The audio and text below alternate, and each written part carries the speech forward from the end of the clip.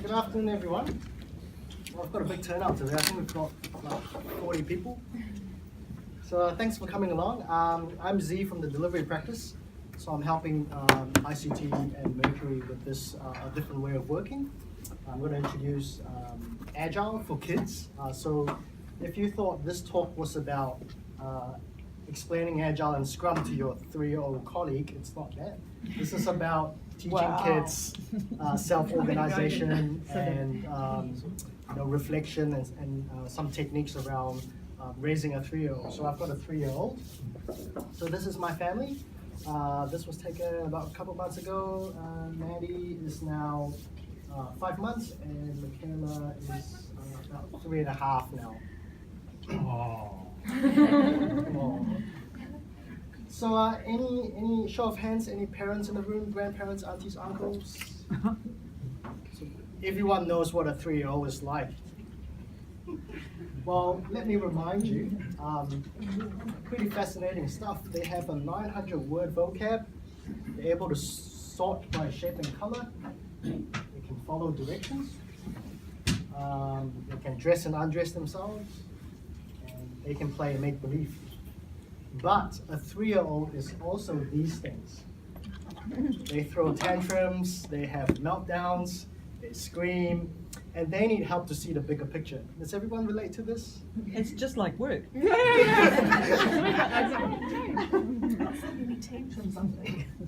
So I'm going to give you a bit of a backstory. As the title of the talk suggests, I practice Scrum at home. So Scrum is a framework that we use in software development that's now applied outside of software and digital. But before I tell you about Agile and Scrum for 3-year-olds, I'll tell you the backstory. So I work in the delivery practices team here at Mercury, giving our teams the tools to apply the Agile Mindset. And this is what the Agile Mindset is. It's a desire to make things better, being flexible and being able to adapt to change, being able to learn and experiment and deliver value to our customers. And it's a different way of working. It's a nice way of working. And this is how I think it fits into the Mercury values: sharing and connecting with our teams, making connections with our customers, committing and owning it. So being committing to outcomes for our customers and owning it from start to finish, delivering value at every step of the way. Being curious and original, so being quite open to trying new things. So this is the Mercury perspective, and how Agile is one of those vehicles that we could use with the Mercury attitude. So one of my favorite practical activities when I'm teaching Agile here at Mercury is the Marshmallow Challenge. Anyone heard of the Marshmallow Challenge? Yep. So I give participants a time box of 18 minutes to build the tallest freestanding tower with a marshmallow on top. So I give them 20 spaghetti sticks. You can break the sticks into bits. You don't have to use all the bits. I give them a marshmallow. I give them some string and some sellotape. And then I present myself as the customer. The person who's there, person who's able to provide feedback along the way and to provide the requirements. Then I get my participants to do what we call a sprint review, where at the end of the 18 minutes, they showcase the value of their structure.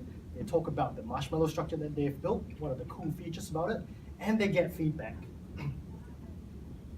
Then I get them to do what's called a sprint retrospective. That's where the teams reflect on how they worked as a team. So they're building a marshmallow structure, and I'm getting them to kind of reflect on how they worked, what worked well, what didn't, and what are the key actions that they would take out of that meeting to do it better next time.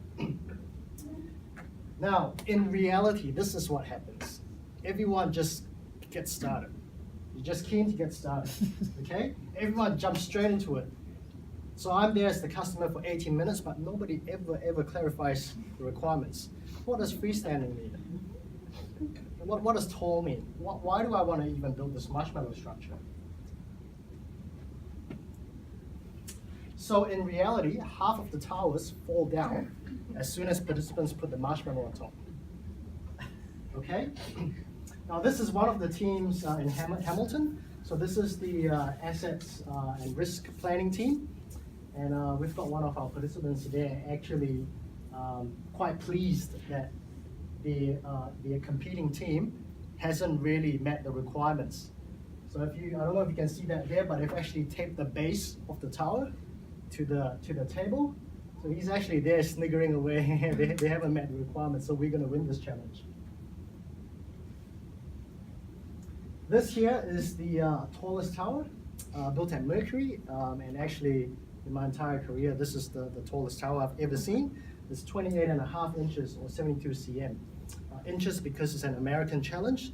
It's used universally with all sorts of people, kindergarten kids, CEOs, professionals, students, university students.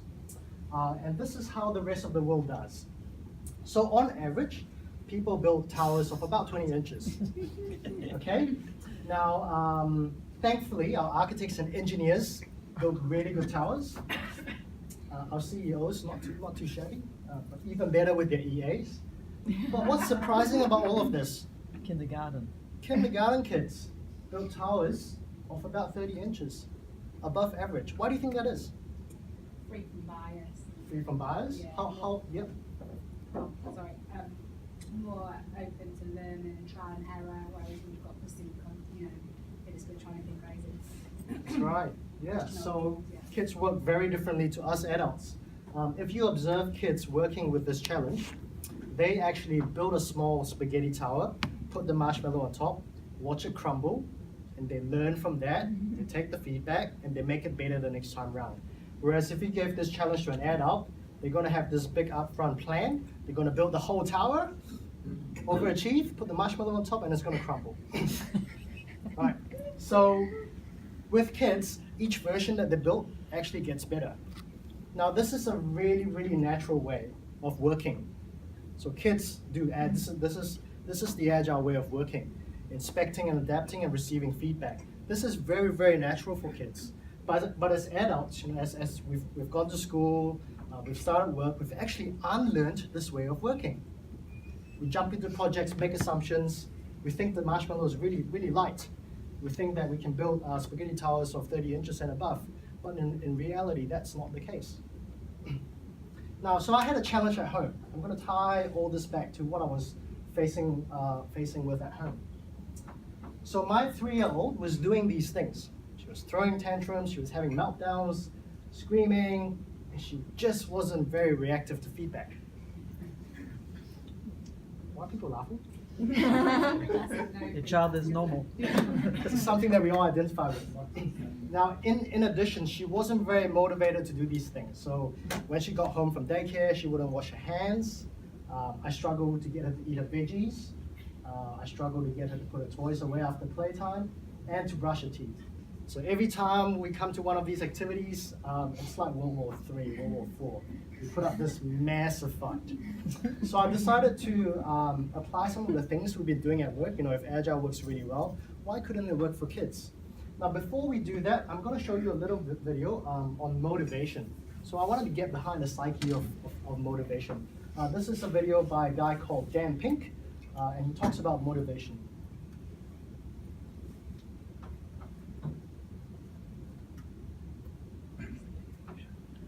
Let's go from London to the main streets of Cambridge, Massachusetts, the northeastern part of the United States. And let's talk about a study done at MIT, Massachusetts Institute of Technology. Here's what they did. They took a whole group of students and they gave them a set of challenges. Things like memorizing strings of digits, solving word puzzles, other kinds of spatial puzzles, even physical tasks like throwing a ball through a hoop. Okay, they gave them these challenges and they said to incentivize their performance, they gave them 3 levels of rewards. Okay? So if you did pretty well, you got a small monetary reward. If you did medium well, you got a medium monetary reward. And if you did really well, if you were one of the top performers, you got a large cash prize. Okay? We've seen this movie before. This is essentially a typical motivation scheme within organizations, right? We reward the very top performers, we ignore the low performers, and the other folks kind of in the middle. Okay, you get a little bit. So what happens? They do the test, they have these incentives, here's what they found out. 1, as long as the task involved only mechanical skill, bonuses worked as they would be expected. The higher the pay, the better the performance. Okay, that makes sense. But here's what happens. But once the task called for even rudimentary cognitive skill, a larger reward led to poorer performance. Yeah. For simple, straightforward tasks, those kinds of incentives, if you do this, then you get that, they're great. For tasks that are algorithmic, set of rules where you have to just follow along and get a right answer, if then rewards, carrots and sticks, outstanding. But when the task gets more complicated, when it requires some conceptual, creative thinking, those kinds of motivators demonstrably don't work. So we had a reward chart, but I didn't want to engage my daughter at a very mechanical level. I was looking for something better. I was looking to stimulate her at a higher level so she could actually want to do these things.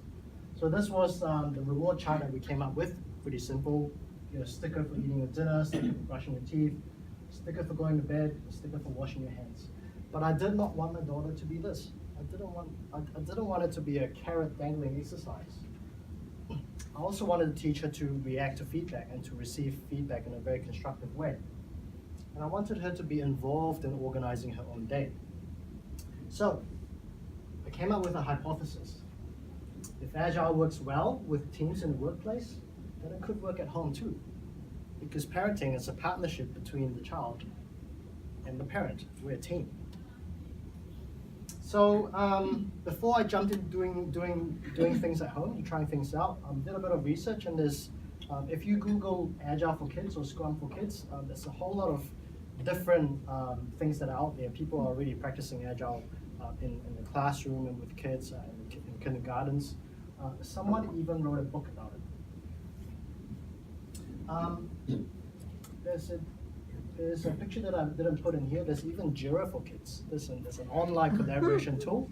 It's called Jira Junior. So if you're in ICT and you've used Jira, there's a kids version for that.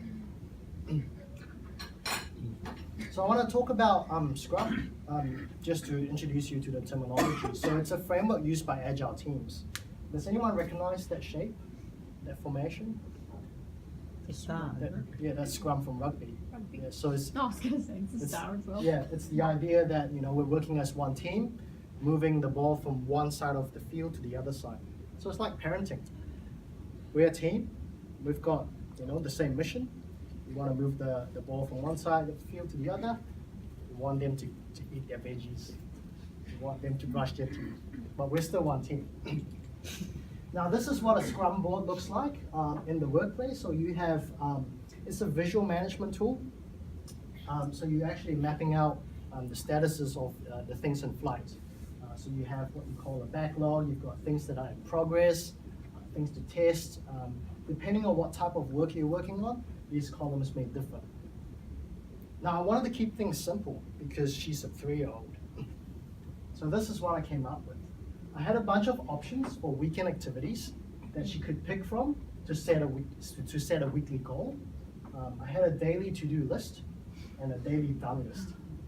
So this, I'm not sure if you can notice, but when we first tried to get her to do this, she put some of the Post-its upside down, up over there. But we wanted to keep it simple. So this is the reveal. She was completely ecstatic. But we want to see this in practice.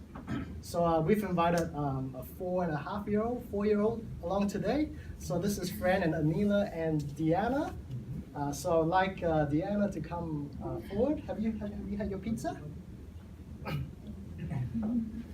I have no idea how this is going to go, but thank you very much. Let's give a round of applause. All right, Deanna, I have a little surprise for you. This is your Scrum board. This is your Agile board. Come have a look at it. Okay? Tell me what you think.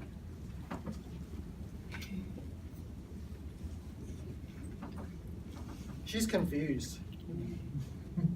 But these are a set of tasks that I got from her parents. So Deanna, these are all the things that you need to do every day. You have to, what's that? You gotta get dressed. And what's that? You're gonna have breakfast in the morning. Put your shoes on, that's right. Brush your teeth. That's right, comb your hair. And then dinner and lunch, pizza. You have a bath.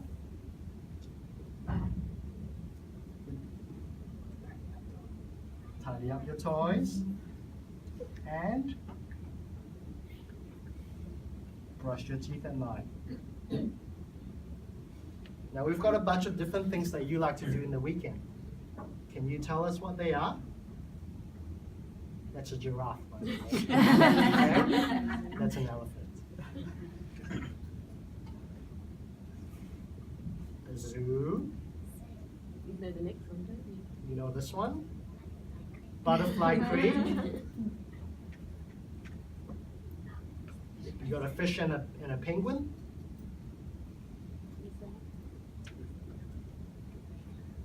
Kelly Tarleton's. That's a park.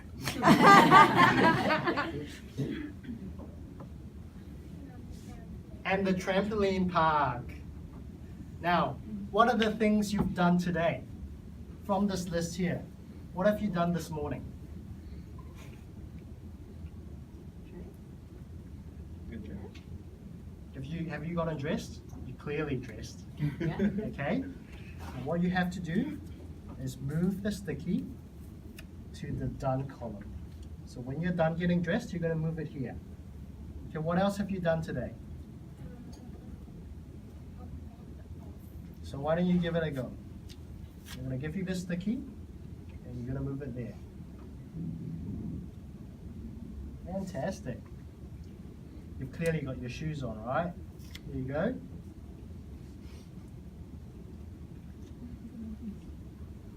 Cool. You're going to complete the rest of the tasks at home. Now, what would you like to do this weekend? You've got 5 different options here. There's 5 different things you can do in the weekend.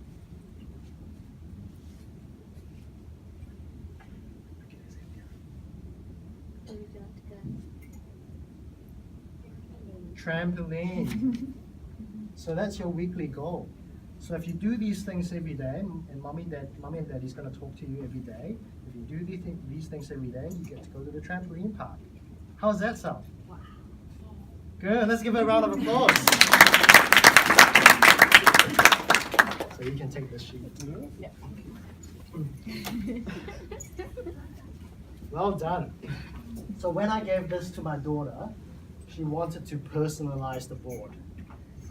So I had her toys. I had a little teddy bear and a toy bucket, but she knew there was more.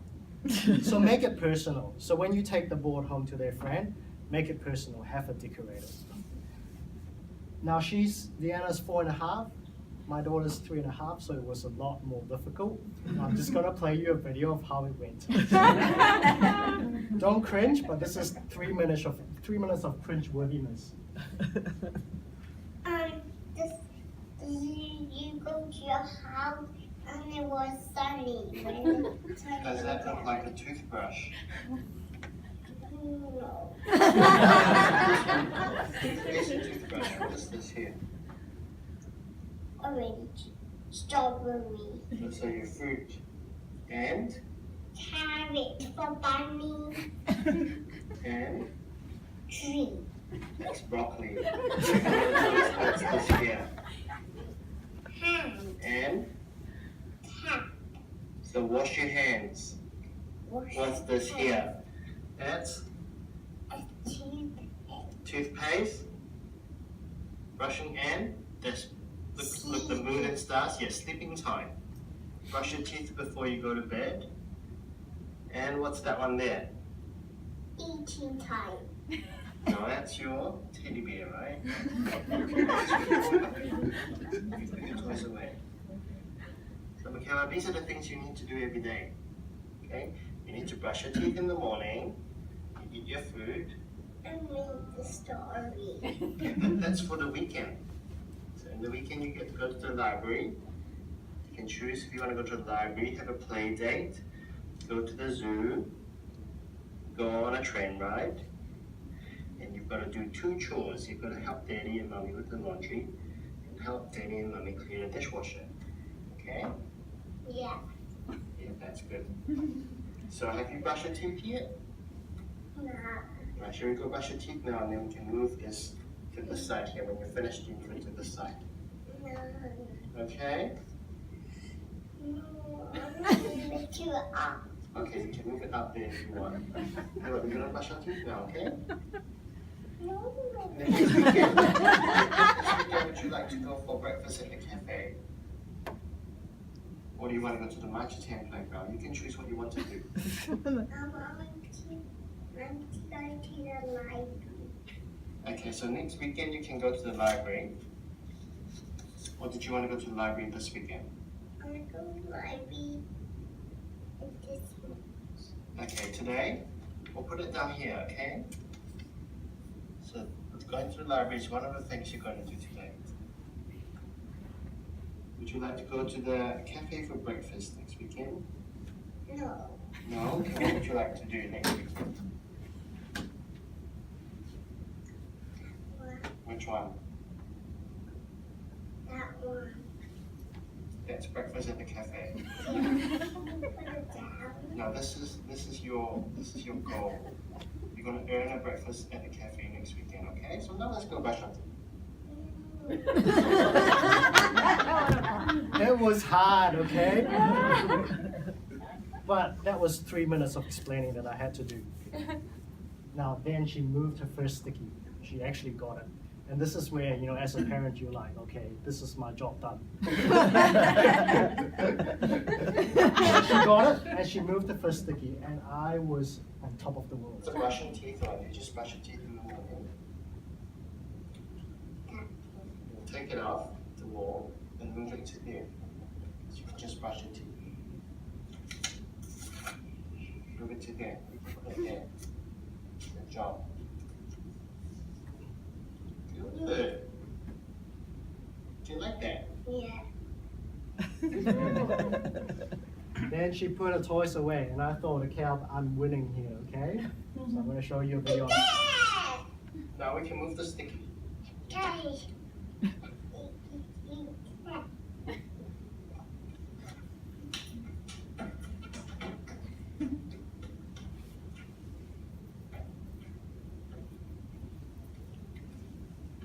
Which one?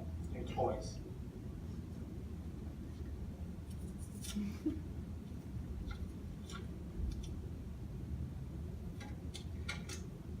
Well done.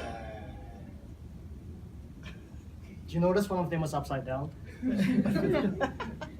So I put a really good framework in place, and I kept it really simple, and I wanted to take it to the next level. So if tying this back to my goal that I talked about at the start, I wanted the teacher to receive feedback and act on it, and to kind of come to conclusions herself. Remember, this is really natural for kids. So if you remember the marshmallow challenge, the kids are inspecting and adapting along the way. So receiving feedback and taking feedback is actually really natural for kids. So this is me trying to create a little feedback loop with my daughter using the Scrum framework. Okay, can you tell Danny about everything you've done today? I brushed my teeth. I tidy up my toys. I wash my hands. I eat veggies. And I eat fruit. I brush my teeth. That's good. How did you think you did today? You did well. That was really, really good. What else I need to go? I don't think today is really good. Excellent. I'll go to the cafe and get fluffy. Yeah. And Should we go to tomorrow. the cafe this weekend? Yes. So I did 2 things there. I actually got her to review the things that she did for the day. This is something that we do with our Scrum teams at work. You know, it's actually really powerful to actually take that time out to review what you've done in the past day or the past sprint. But at the end of that, I also gave her feedback. I said, Michaela, you did well today. That is really important to create that link with your child. Now I want to talk about goal setting. So tying this back to my goal as a parent, I wanted to teach Michaela to take responsibility for her own behaviors. I wanted her to take responsibility for her own learning. I wanted to teach her that she can do stuff. And I really wanted to start young so she can form a lifelong habit. So this is a little framework here to help kids learn goal setting, and it's what Agile teams do. So basically you set a goal, and then you break it down to smaller steps, and then you raise any blockers. So what's stopping you from achieving your goal? But I kept it really simple. This is something that I will exercise with my daughter as she grows up. But I decided to keep it really simple because she is 3 years old. So this is me setting a goal with her, a goal for the week. And I wanted her to subscribe to the goal herself. I wanted her to pick on what she wanted to achieve for the week. So self-organization. This wasn't enforced at all. If you think about this method as compared to the reward chart, that's kind of an if-then, and there's there's a set outcome, but she's coming up with her own outcomes for the week. Okay. Okay, what would you like to do next weekend? Let's plan your week. I'm going to the cafe. Okay, grab that sticky, the cafe one. And put it up here, that's what you're working for.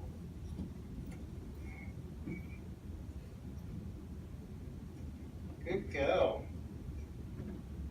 So she's picked her own goal for the week. Now you might ask, how's it working 2 months on? So I did this exercise 2 months ago. The board is still there. I learned that 3M stickies are really, really good. So make sure you get 3M stickies if you're running a workshop because they last for ages. Now she's developed an awareness of what we expect of her, and we don't have to use the Scrum board every day. We use it once or twice a week just to kind of keep the cadence going and to keep that mindset, trucking along. But we only really use it when we absolutely need to, when she's being a brat. I learned a few things through this exercise. I learned to keep an open mind. I had no idea what to expect. I had no idea what to expect with Diana today, but she did really well. I also learned that a framework isn't a solution. So I'm using the Scrum framework at home, but it isn't the complete solution because all you really need is a certain number of elements from a framework, and you want to make it work for you. So I kept it really simple, and I think that's a really important thing to exercise at work as well. Keep things simple. The simplest solutions are often the best outcomes. Joint involvement. It takes 2 hands to clap. So like the way she personalized toys, she said, "Oh, Daddy, I want my owl in there as well. I've got a cow." Make it hers. Bring them on a journey. I didn't want to enforce the process on my kid. I said, "Hey, this is what the board looks like. Make it your own. Let's decorate it." And I learned that kids can self-organize. Give them the tools to self-organize. Something funny happened that I just want to share with you. And the other lesson that I learned is that you need to expect the unexpected. So this is really unexpected.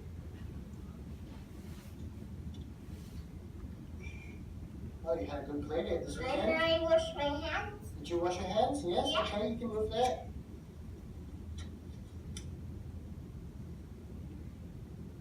And what else do you have to do? What do you need to do right now?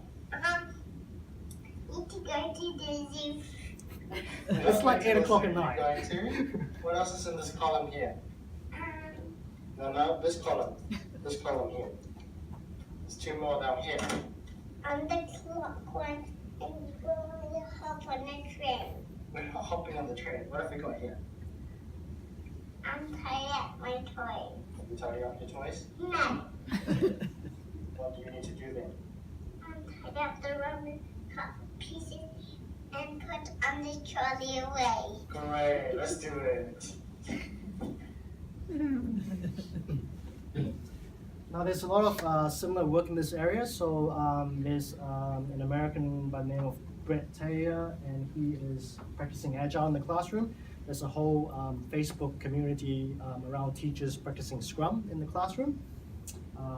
Edwin's one of the well-known Agile consultant here in New Zealand, and he does design thinking for children. So he went into a kindergarten and he presented, well, they had a problem around a sandpit and making it work for the kids and the teachers, because it was too boggy, too wet. It wasn't a shelter. So he got the kids to actually design a solution and iterate along the way, and it's been very, very well received. So that brings me to the end of my talk, and what I'm taking out of this is if it works in the workplace, it can work for kids too. So I'll be happy to take any questions. Have you thought of experimenting with teenagers? I'm going to have to wait 12 years. I got two. She's got two. I'd just like to just maybe open it up and say thank you, Z, for this. This is fantastic, and it just goes to show that mindset is something that we have from a very early age, and it's a shame that sometimes when we grow up we lose a little bit of that sort of curiosity and experimental sort of values, which is a great thing to bring back into the workplace. Personally, I work with the Springboard Trust, which is working with principals of primary schools and in New Zealand, and there's 160 schools at the moment that are on this program. And you're quite right, this way of teaching is actually making itself in the classroom. So if you've noticed, anybody who's got primary school kids, the walls are coming down in the classrooms because now they're doing open learning environments. And that's just to prepare that next workforce for the types of work environments for which those kids are into. And kids are learning much better that way than one teacher and four walls and desks. So absolutely, that work is definitely on the way, and they do see a better response from the kids. So I know that I've done some Agile boards with some principals and their teaching staff, and they love it as well. It's amazing how many people it can actually change. So yeah, thank you for that. Any other questions? Have you tried to add any extra jobs to the daily to-do list? For me, I thought that the practice and the mindset was more important. I wanted to keep it really simple. So I could have, but I didn't. I'd be really interested to know how that works, because a lot of feedback around, especially teenage boys, is if we keep adding things to the list when they've got their mindset on their list, then that's where conflict arises. So, yeah, come back to me when you've added some more to the list. See what happens. It'd be interesting watching a boy do that too. I don't know if that has much difference, but you know, because my girl versus my boy, it would be a different exercise. Quite simple. Do you have occasions that obviously maybe she doesn't reach the goal at the end of the week and doesn't get to do what she wanted? Does that happen? And She just forgets about it. yeah,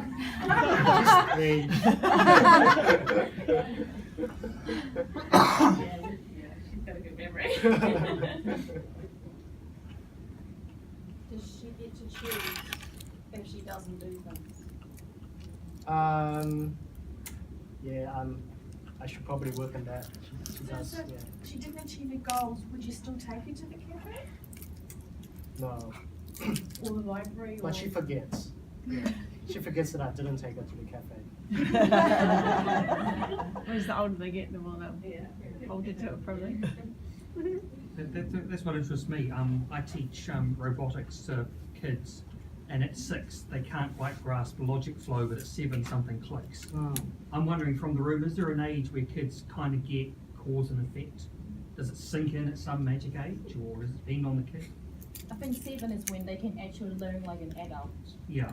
Yeah, so before, that's why most schools start at 6, they have a year to get used to being at school, and then 7 is when they start learning. Yeah.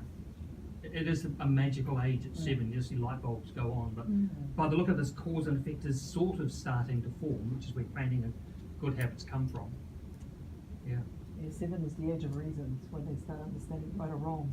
Or not Right. reason. Yeah, so I'm definitely gonna have to put a few rules, just enhance the framework a little bit as she grows up. Just at the moment, this is what works for her, and that's the most important thing for me. I think one of the key things as well that I love what you did, Z, is that you're also sharing, this is not a perfect situation. And I think we forget that everything has to have a success or a failure. In actual fact, what you're sharing with us is how you're going. Sometimes it works, sometimes it doesn't work. And that's what we do, is what we want us to do in the workplace. It's okay if it doesn't work. The plan didn't get there. We didn't reach the goal. That's okay. We're learning through that. And what's the next? We're so driven to always have a success that we forget that that's not how we learn. So I really appreciated the fact that you're sharing your, raw That's sort of right. content, and some works, some doesn't work, and it's okay. Last question? No, well, thanks for coming along, and thanks to Diana, our special guest as well.